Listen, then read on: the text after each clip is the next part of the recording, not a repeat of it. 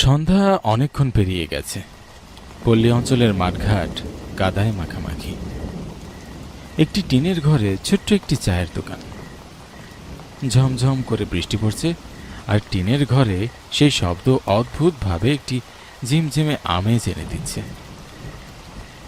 চার বন্ধু তারা বসে বৃষ্টি ভেজা রাতে একটু চা খেতে বসেছে। চা খেতে খেতে সন্ধ্যার মজলিস যেন জমে উঠেছে। অনেক ধরনের কথাবার্তা হচ্ছে, সিনেমার কাহিনী, ইলেকট্রিক ট্রেনের কাহিনী, আর একটু পরেই গল্পটা ভুতুরে কাহিনীর দিকে এগোতে লাগলো। এদিকে বিধু বলে উঠল, সন্ধ্যার মজলিসে গরম গরম চায়ের সঙ্গে চপ খুবই মুখরোচক। না হলে ক্ষতি নেই, কিন্তু গরম গরম চপ হলে মজলিসটা আরও জমে ওঠে, তাই বললাম আর কি। তা চপ পাবি কোথায়? চায়ের আড্ডায় চপ হলে তো ভালোই হয়। হরেন কাকার চায়ের দোকান হতে আর চপ পাবি না? চায়ের সঙ্গে বিস্কুট খেলে দিতে পারবে কাকা। সবাই মিলে হা হা করে হেসে উঠল। তারপর আবারও চার বন্ধু মিলে গল্পে মশগুল হলো। অনেকক্ষণ ধরেই একঘেয়ে বৃষ্টি হচ্ছিল। এটা ছিল সন্ধ্যার আসরে বসা অনুপম ভূতের গল্প। ছেলেরাই নিজেদের মধ্যে মাকড়সার জালের মতো একেবারে সমাধিস্থ হয়ে পড়েছে। এমন সময় সেখানে ছাতা হাতে কোট প্যান্ট পরা এক সাহেব এসে দোকানের ছাউনির নিচে দাঁড়ালেন। ছাতা থেকে ক্রমাগত জল টপ টপ করে পড়ছে। চার বন্ধু তার দিকে অবাক হয়ে তাকিয়ে রইল। সুকেশ বলে উঠল, আপনি বৃষ্টির মধ্যে ভূতের মতো কোথা থেকে এসে দাঁড়ালেন? চারদিকে গুটগুটে কি অন্ধকার। আমি অনেক দূরের পথ বেরিয়ে এসেছি। এখানে হন্টেড হাউস কোন দিকে? আপনাকে তো এই অঞ্চলে কখনো দেখিনি। আমরা তো এই অঞ্চলেরই ছেলে বলে শহরে থেকে পড়াশোনা করি বটে। ছুটি হলেই আমরা এখানে চলে আসি, কিন্তু আপনাকে তো আগে কখনো দেখিনি। আমি যে অঞ্চলের কেউ না। আমাকে চিনবে কেমন করে তোমরা?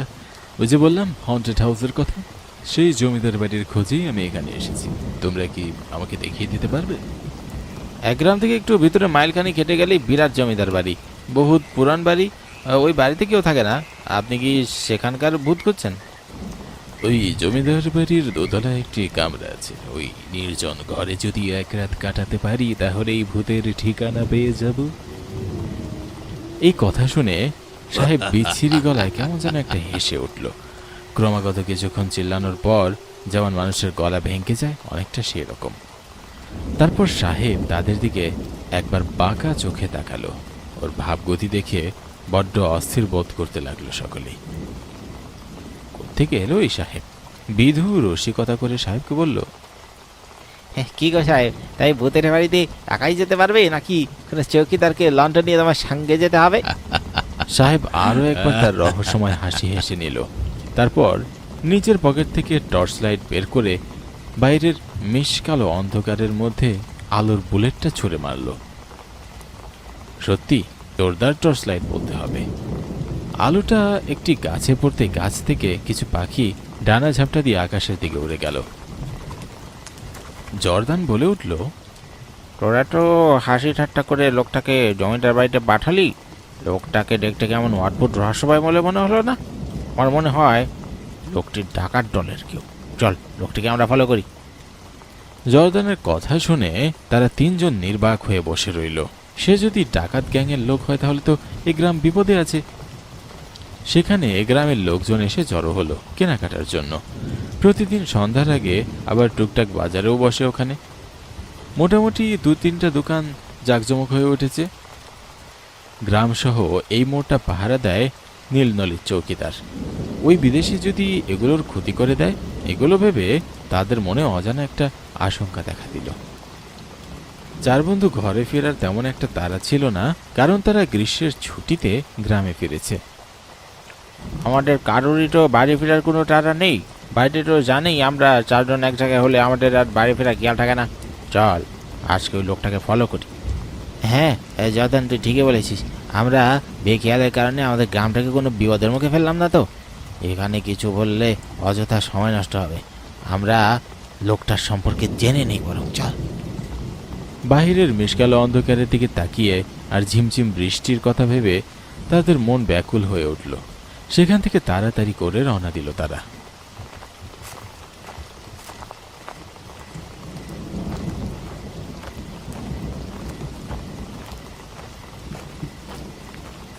সেখানে পৌঁছে থমকে দাঁড়ালো তারা।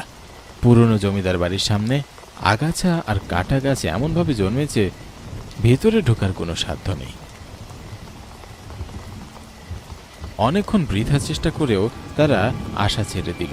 জর্দান পরিস্থিতি দেখে বলে উঠল, এই আধার রাতে পুরনো বাড়িতে ঢোকা মানে নিজের যে জীবনকে ঝুঁকির মুখে ফেলা। তবে ওই সাহেবটা কোথায় গেল? কাল সকাল ছাড়া তো আর কোনো খবর নেওয়া যাচ্ছে না, আর কোনো উপায়ও দেখছি না। আমরা বড়জোর চৌকিদারকে খবরটা দিতে পারি, এই সেই বাড়ির উপর নজর রাখবে। রাতের অন্ধকারে লোকটি বাইরে বের হলে চৌকিদার সাহেবকে ডেকে আমরা বলবো। বিদুর এই পরামর্শে সবাই খুশি হলো। তারা সিদ্ধান্ত নিল বাড়ি ফেরার পথে নীলনলী চৌকিদারকে খবর দিয়ে যাবে। যেমন কথা তেমন কাজ। চৌকিদারের বাড়ির সামনে গিয়ে তারা তাকে ডাকছে, কিন্তু কোনো সাড়া শব্দ না পেয়ে তাদের কপালে চিন্তার ভাঁজ। তারপর তারা কোনোভাবে ঘরের ভিতর ঢুকে যায়। তারপর যা দেখে তাদের চোখ কপালে উঠে যায়।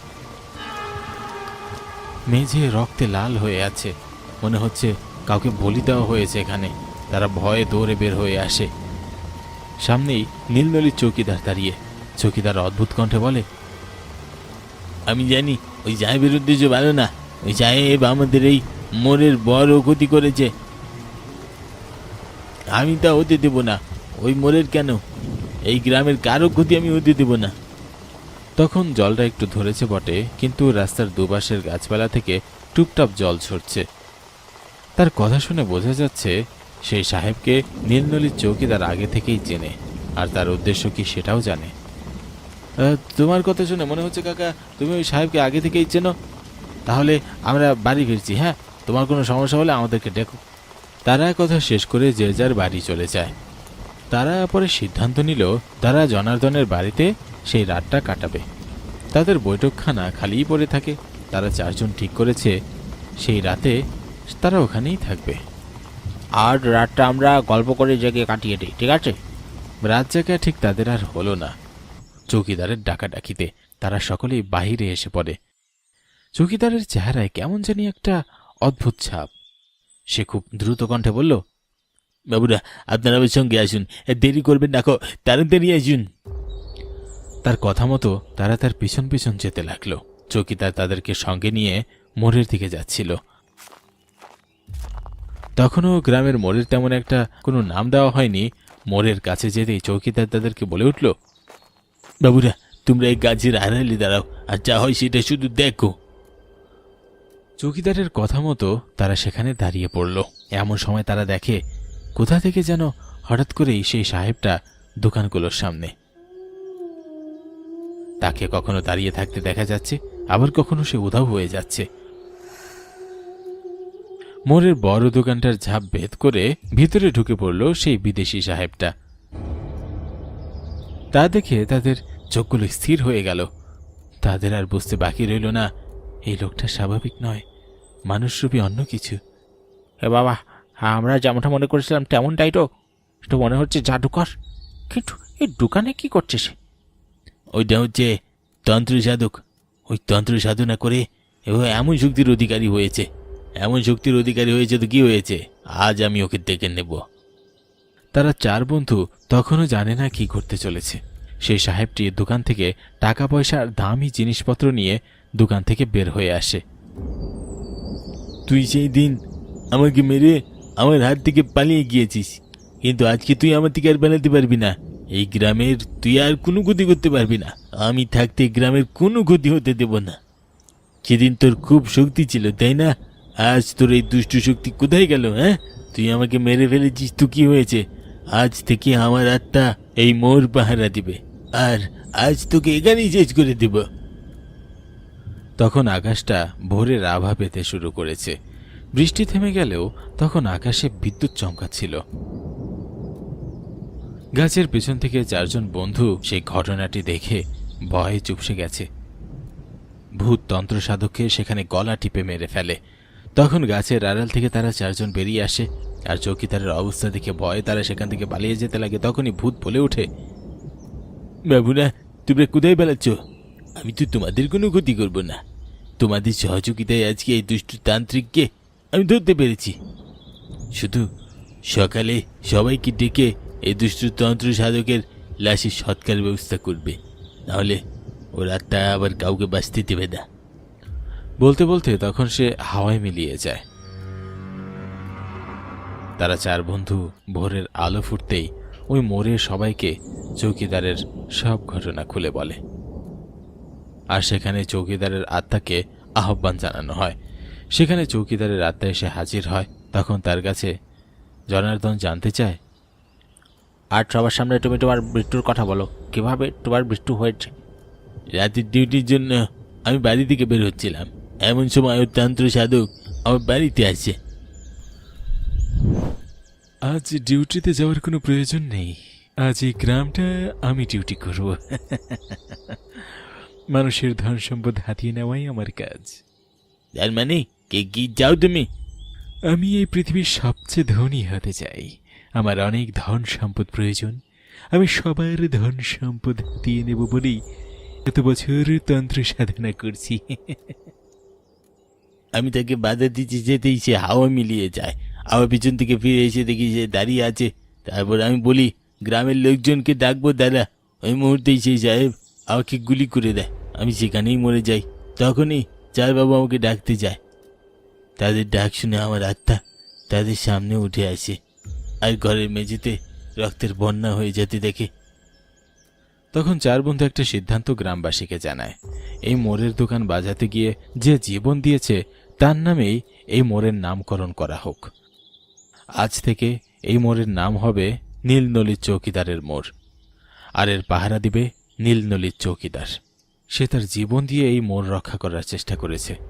তাকে আমরা কখনোই ভুলতে পারি না। এই কাহিনীকে উপলক্ষ করে এই মোড়ের নাম করা হয় নীলনলিতের চৌকিদারের মোড়।